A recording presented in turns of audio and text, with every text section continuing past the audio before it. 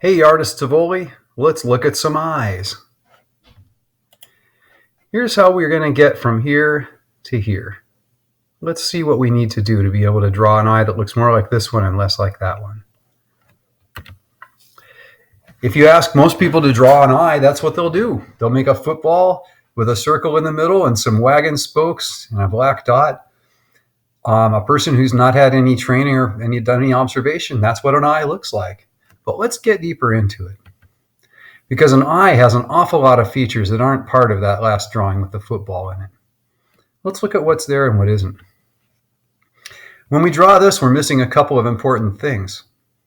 For instance, you don't see the whole iris.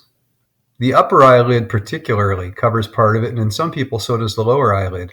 You also notice that the iris almost comes down and touches the lower lid when your eye is at its normal amount of openness. So let's start by that. Let's start by understanding that. The iris is a circle, but the eyelid isn't, and it covers part of it. And that also means that the pupil sits higher up in the window, if you will. It's not right in the center. Typically, it's a little higher up than center. Something to know. Here's another thing to know about the tear duct. The corner of your eye isn't just like the end of a football. It doesn't just come to a point. There's actually this little pocket called a tear duct, and that's where your tears do come from. Go look in the mirror. Check yours out. Everybody's tear ducts are shaped a little differently, just like fingerprints. The other thing to notice here is that what separates the tear duct from the white part of the eye is the eye itself. Your eyeball is a sphere, about the size of a golf ball. Here's a really cool fact too. It doesn't change size your whole life. You're born with full-sized eyes, and they just look bigger as you get older, as your eyelids enlarge. As a baby, your eyes are almost as big as they're ever going to be already. Pretty cool. Anyway, the sphere of your eye shows right up till it hits the edge of the tear duct, and it also shows right here on the other side. If you look at yourself in the mirror, you can see the other edge of the sphere that is your eyeball here at the corner of your eye, at the outer corner. So what shape is your tear duct? Go look at it in the mirror. Is it like this one? Is it longer and narrower like that one? Is it square? This guy has a nearly square tear duct. That's pretty unusual. What shape rather are yours? All right, let's begin making an example. Grab a fresh sheet of paper and let's make a circle that's about 2 or 3 inches across.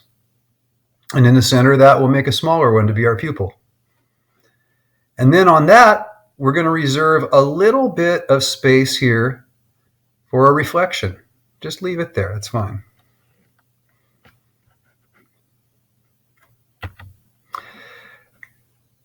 Now, the iris isn't flat and it doesn't really have lines in it. It has a lot of these little fibers. It's actually made of muscles and it opens and closes in reaction to light.